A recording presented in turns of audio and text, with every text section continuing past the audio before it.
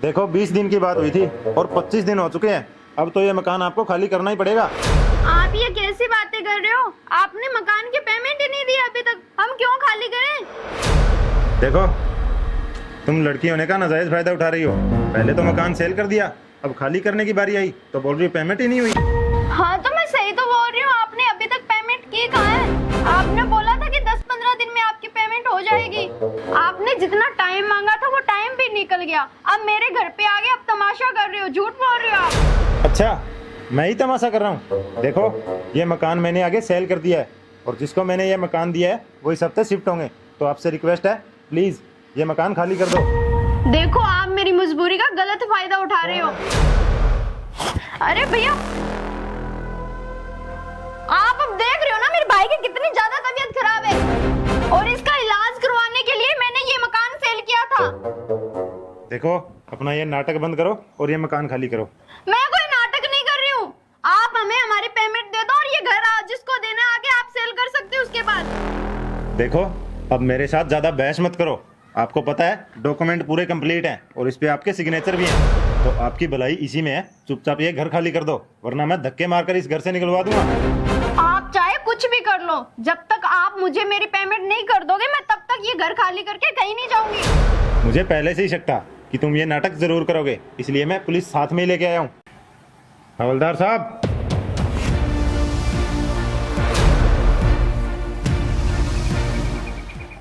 हवलदार साहब देखिए ना, ये हमारे साथ धोखा कर रहे हैं। मैंने ये मकान मेरे भाई के इलाज के लिए सेल किया था और इन्होंने धोखे से कागज तैयार करवा लिए और अभी तक हमें पेमेंट भी नहीं की। क्या? अरे मुझे तो समझ में नहीं आ रहा है कि सच तुम बोल रही हो या ये बोल रहे हैं। साहब मैं सच बोल रहा हूँ, मैंने इनकी पूरी पेमेंट कर दी है। मकान खाली करने की बारी आई तो ये लड़की नाटक कर रही है। सर मैं सच बोल रही हूँ, आप चाहो तो ये डॉक्यूमेंट चेक कर सकते हो। हाँ हाँ क्यों नहीं सर, डॉक्यूमेंट पूरे कंप्लीट है, आप करो चेक। इसमें सब कुछ साफ साफ लिखा हुआ है। हाँ इसमें ये भी लिखा हुआ है कि आपने मुझे अभी तक पेमेंट नहीं की है। हाँ जी सेलर मैम, कंचन आपका आधार कार्ड दो। हाँ ये लीजिए। ओके। हाँ जी मैम, मकान कितने का सेल किया है? 25 लाख। पेमेंट मिल गई आपको? नहीं अभी पूरी पेंडिंग है पेमेंट। ठीक है मैम, मैं मेंशन कर देता हूँ।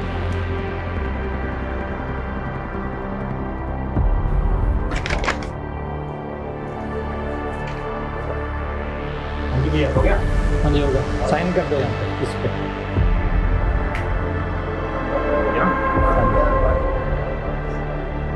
आप भी कर दो।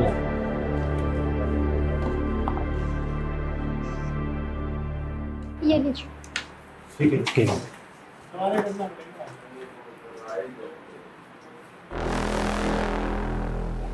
हाँ ये लड़की सही कह रही है, इसमें लिखा हुआ है कि अभी तक पूरी पेमेंट जो है पेंडिंग है। क्या? देखो प्लीज मुझे माफ कर दो, मुझसे गलती हो गई। मैं आज शाम तक आपकी पूरी पेमेंट करवा दूंगा। और साहब आप भी मुझे प्लीज माफ कर दो, आपको परेशान किया मैंने। अच्छा माफ कर दूं? अरे पुलिस वालों का इतना ही काम है क्या? अगर आज मैंने तुम्हें माफ कर दिया तो तुम यही हरकत कल को किसी और के साथ करोगे। पुलिस को गुमराह करने और आम जन के साथ धोखाधड़ी करने के मामले में अंदर जाओगे ना तब पता चलेगा। और अब खड़े खड़े मेरा मुंह क्या देख रहे हो? चलो अब थाने में।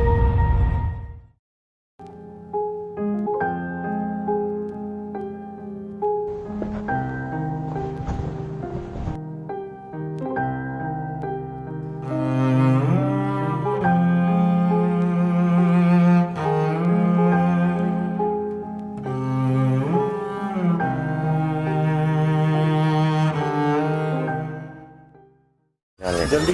हाँ चलो। अरे रुको। अरे पापा आप? और ये कौन है साथ में? हाँ मैं, और ये मेरा बेटा है। बेटा? पापा आपका तो मेरे अलावा कोई दूसरा बेटा है ही नहीं। लगता है इनका दिमाग खराब हो गया, सटिया गया ये, तभी तो इस भिखारी को अपना बेटा बता रहे हैं। दिमाग खराब किसका हुआ है ये तो थोड़ी देर में तुम्हें पता चल जाएगा। पापा आप ये कैसी बातें कर रहे हैं? सही सही बताओ ना, ये भिखारी कौन है? अरे बता तो दिया, बेटा है ये मेरा। अगर ये आपका बेटा है तो हमें क्यों बताने आए हो? जाओ इसे लेकर कहीं। इरादा क्या है आपका इसे यहाँ लेकर आने का? इरादा मेरा तो बेटा ठीक है, आप अपना सोचो। अपना सोचो मतलब क्या है आपका? साफ साफ बोलो ना, कहना क्या चाहते हो? बेटा मैं यहाँ आपको ज्यादा कुछ कहने या सुनने नहीं आया हूँ। आप ऐसा करो, आप अपना बोरिया बिस्तर बांधो और निकलो यहाँ से। हम क्यों जाए इस घर से? पापा शायद आप भूल रहे हो, मैं आपका इकलौता वारिस हूँ और इस घर पे और पूरी प्रॉपर्टी पे सिर्फ और सिर्फ मेरा हक है। इस भिखारी ने पट्टी पढ़ाई होगी ये प्रॉपर्टी हड़पने के लिए। अच्छा, तो अब तुम्हें याद आ गया कि तू इस घर का इकलौता वारिस है। अरे उस दिन कहाँ थे जिस दिन आप लोगों ने मेरे को घर से निकाला था?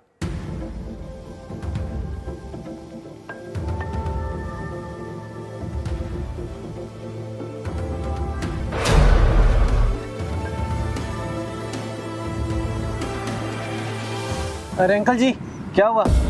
अरे कुछ नहीं बेटा, वैसे ही थोड़ा चक्कर आ गया था। चलो अंकल जी आप मेरे साथ घर चलो। अरे नहीं नहीं बेटा, मैं यही ठीक हूँ। नहीं अंकल जी चलो। अरे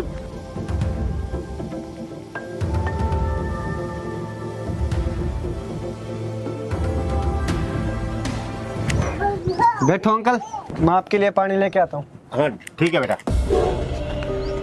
लीजिए अंकल पानी पीजिए। अरे बेटा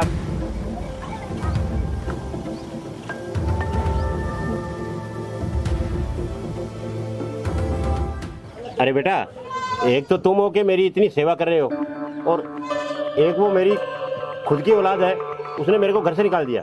कोई बात नहीं अंकल, आप जब तक चाहो मेरे साथ इस घर में रह सकते हो। शुक्रिया बेटा, ये आपका एहसान मैं कभी नहीं भूलूंगा। और रही बात प्रॉपर्टी की, तो बेटा वो मैंने सारी इसके नाम कर दी है। पापा आपका दिमाग खराब हो गया है, इस भिखारी के लिए हमें बेघर कर रहे हो। ये भिखारी नहीं है, मेरा असली बेटा यही है। अरे तुम लोगों ने तो बिना सोचे समझे ही मुझे घर से निकाल दिया था। उस टाइम में मेरा यही सहारा बना था।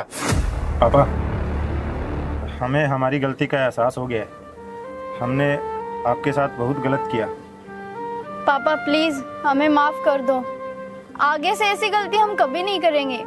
बेटा अभी माफ करने की कोई गुंजाइश नहीं है। ये तो आप लोगों ने उस समय सोचना था जब मेरे को आपने घर से निकाला था। अब इससे पहले कि मैं पुलिस को फोन करूं, आप यहाँ से चुपचाप चले जाओ। लेकिन पापा हम लोग जाएंगे कहाँ? अच्छा, तो तुम अब मुझसे पूछ रहे हो कि हम जाएंगे कहाँ? अरे जब आपने बूढ़े बाप को निकाला था घर से, तब आपने सोचा था कि ये पापा कहाँ जाएंगे? और वैसे भी अभी तो तुम्हारी सारी उम्र पड़ी है, जहाँ मर्जी कमा के खा सकते हो आप। अरे तो अब खड़े खड़े मुंह क्या ताक रहे हो? निकलो यहाँ से।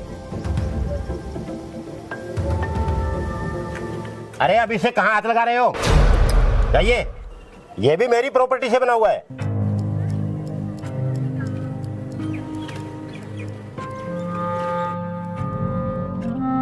चलो आओ बेटा।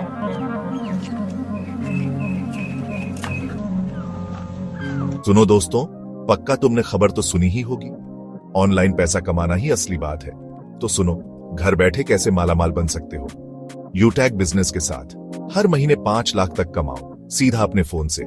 पार्ट टाइम काम ढूंढ रहे हो या थोड़ा एक्स्ट्रा पैसा, यूटैग में सब कुछ है। हाँ, एक बात याद रखना, कोई भी मौका मिले तो पहले अच्छे से देख लो, और जो जल्दी अमीर बनाने का वादा करे उससे दूर रहो। शुरू करने के लिए तैयार हो? आज ही नाइट चर्च ऑन नीड पर कॉल करो।